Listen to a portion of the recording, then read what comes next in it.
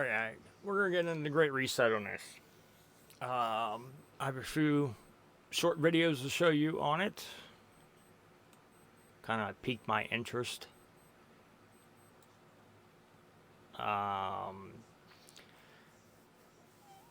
Let's see here. We'll start with. We all know the Great Reset is basically a renamed New World Order. They just renamed it because everybody got tired of the New World Order and we were standing up against it, so they made the Great Reset. Today we can see the New World Order is in fact real, and the name calling was simply a way to make sure that the cat didn't leap from the bag too soon. In June 2020, Schwab publicly announced the Great Reset, so there's no way to dismiss it now. It's happening.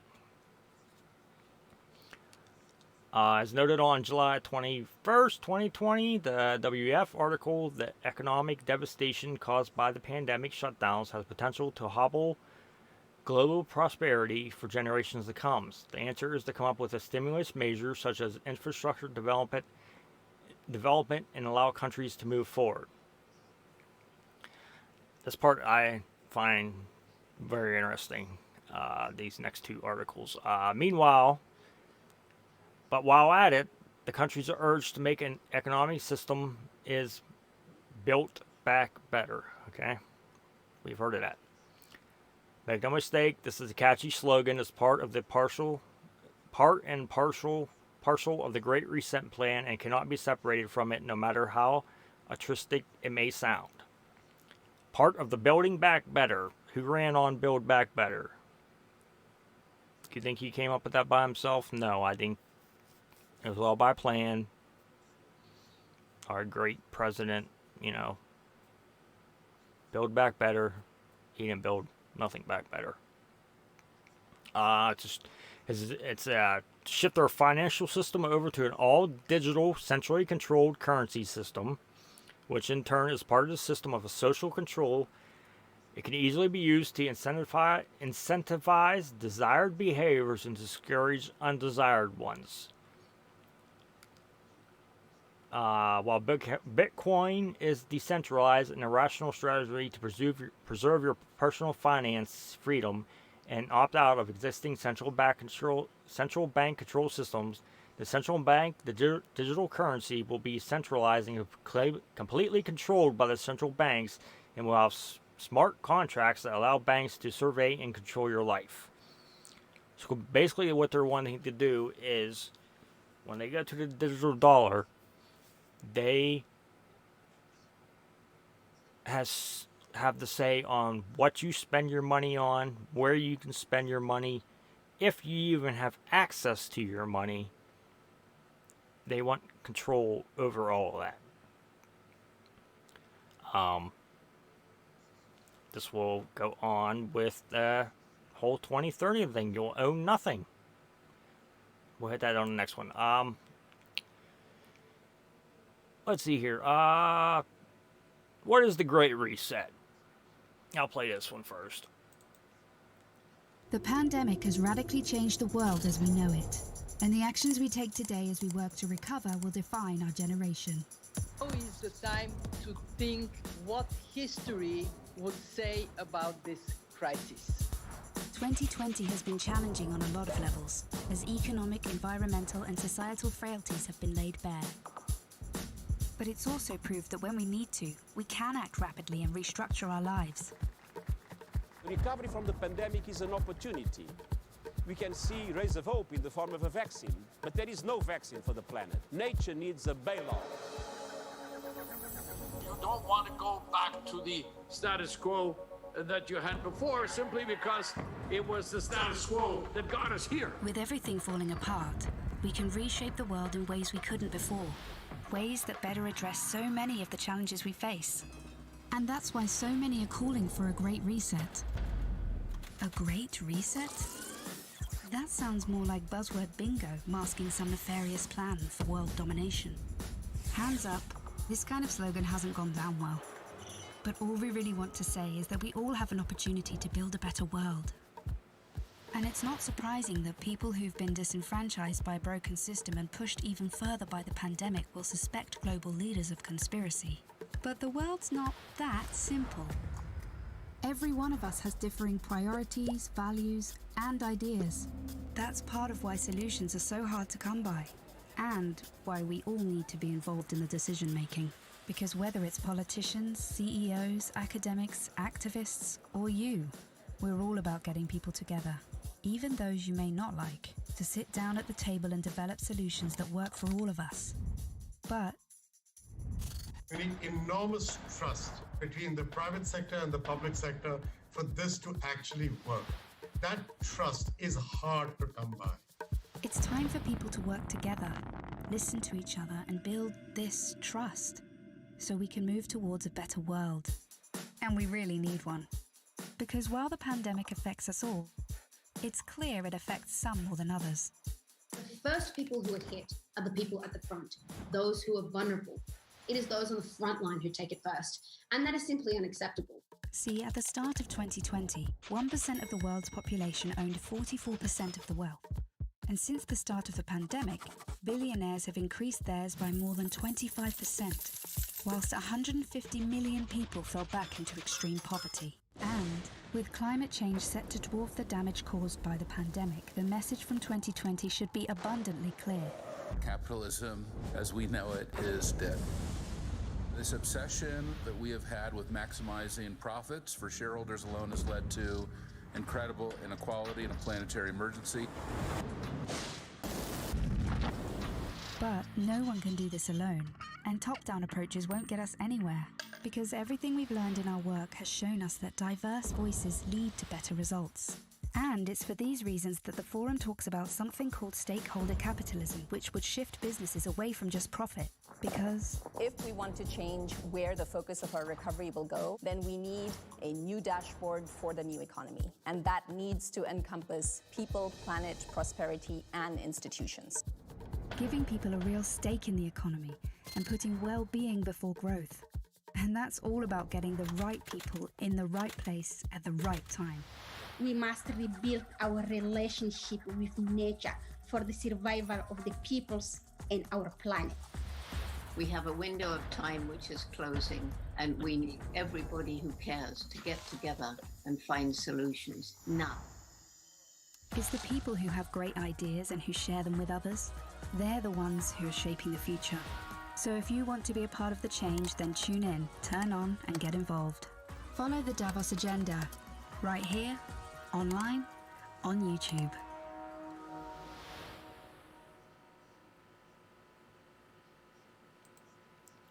That is some of the crap they are pushing.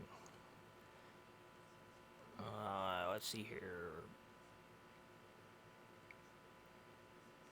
This one is titled The Great Reset.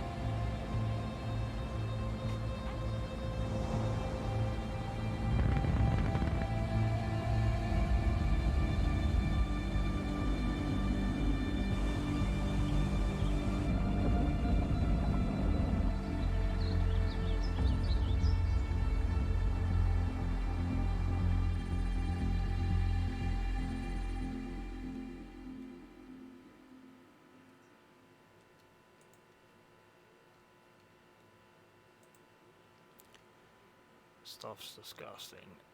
Let's see here. This is the Great Reset Dialogues. We got six leaders.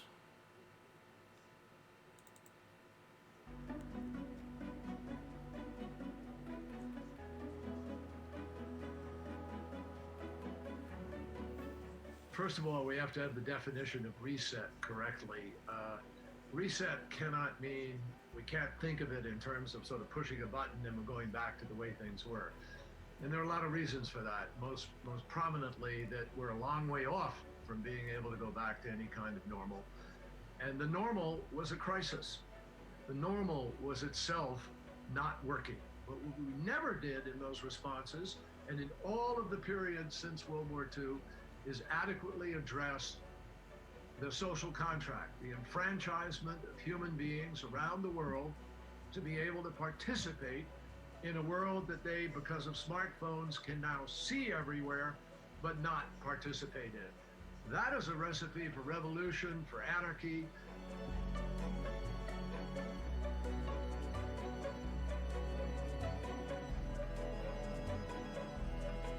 What you're seeing in the United States is a past due notice for the unpaid debts owed to Black Americans for the last 401 years. This is policing always is the spark. Public safety is always just the spark. So if we restrict the conversation right now just to a conversation about how we reform or even reimagine public safety, we've missed the full scope of the moment. We're in a moment where it's possible for all of us to look at the debts, to do a full accounting for what is owed, and start to do something that's proportional to that. The ways in which we enforce inequality with state violence, that's a global issue. And for folks who are leaders of corporates, you can drive that. You are in a position to demand that the countries where you do business have an accounting for the ways in which they've stolen labor to amass wealth. That doesn't need to be seen as activist or controversial. When you do an injury, you have to pay a debt. When a company doesn't pay its debt, it goes into foreclosure. We understand this among people who have things. It's just there's so many people who don't have a political voice and certainly don't have a corporate voice, that they can't raise it to demand the things that all of the rest of us would require of a functioning society. First, they've got to actually enhance the skill sets of their own employees to remain relevant, to be productive, to actually have a return such that they can contribute that to society. Otherwise, they can't exist. They can't be relevant. They won't perform well. And there's a great demand with the amount of transition that's happened. As Secretary Kerry said earlier, what COVID-19 did was nothing more than accelerate some of the changes we're already seeing underway. Second is you've got the bigger issue in terms of job opportunities. Is it going to be there? And especially those that are displaced right now. So what does the business community do in that regard? And then on a societal basis, we've had education systems that are not useful, not productive, not effective. And we have millions and tens and hundreds of millions that don't have access to that opportunity for education. So the business community needs to step up. To your point on PwC, we're part of that challenge. We're hopefully part of that answer. I think three things have come together. So one thing is, immediately before the crisis, I was working in sort of so-called left behind communities with workers, manufacturers, grave diggers, carers. Most workers already feel their lives are very precarious and that safety nets don't work. So that's the first thing. The second thing is we're facing huge unemployment. We know that unemployment is a relational issue. It doesn't affect everybody the same. It's going to fall according to race, according to age, according to class, and we have to think differently about that. And then the third thing, I think, is transition, because we're facing an ecological catastrophe. So it isn't just about going back to work or working. It's about where are you working and how can we transition out of often very well-paid, good jobs that are in kind of so-called dirty industries into smart green work. If you see the biggest barrier to women in the workplace, it has been for a long time the imperative to be on site, the 9 to 5 or 9 to 10 p.m. depending on the kind of jobs, etc. And here suddenly we're having to reinvent the workplace. And I really mean that. Right now, the biggest question of our workforce, and we have nearly 25,000 employees around the world, is how are we going to change our workplace because of what we've just lived? And everybody expects us to change that, not to go back to what it was. And those most excited about that change are actually the women, because they have sensed and they have lived more flexibility than they've ever had before. So there are a lot of positives. It's very peculiar and germane to our part of the world that if you take the United Arab Emirates, you've got maybe 90% of the population is not indigenous, but is expats or migrants. The jobs that they have are everything. Your gas worker, your oil workers, the cab drivers, the nurses, the doctors, the plumbers. They have been very hardly hit by COVID because the way they live, the communities where they live, have aided in the transmission of the disease. So they're very densely populated areas. Sometimes they're sharing, 9 people to an apartment. Question going forward is, people are vital to your economy. Can you further protect them? The protection, as Secretary Kelly said earlier, we all have unfinished work to do. We need to examine whether we are going to do the things that will allow us to mitigate the next pandemic, because the cost that COVID has brought upon the Gulf, like the rest of the world, is extremely high. So are we going to learn something from this or not? It's quite evident that you need a holistic, systemic and comprehensive response to approach to response and rebuilding. And if you then put these together, you could say that actually being functional is about being prepared to anything in a really unpredictable world. That actually the strength of a functional city is that in a time of a crisis, you don't have a substantial need to change your processes, and actually that disruption to normal is minimal.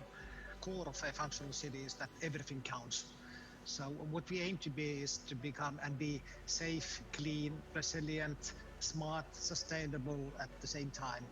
So you really need a comprehensive approach to city management. It's about being predictable, reliable, and fair for everyone equally. It's about a city that works in all circumstances. It's certainly true that part of the success of the city of Helsinki is that people trust us, people trust the authorities. If we come with some restrictions or some recommendations, they actually really follow them.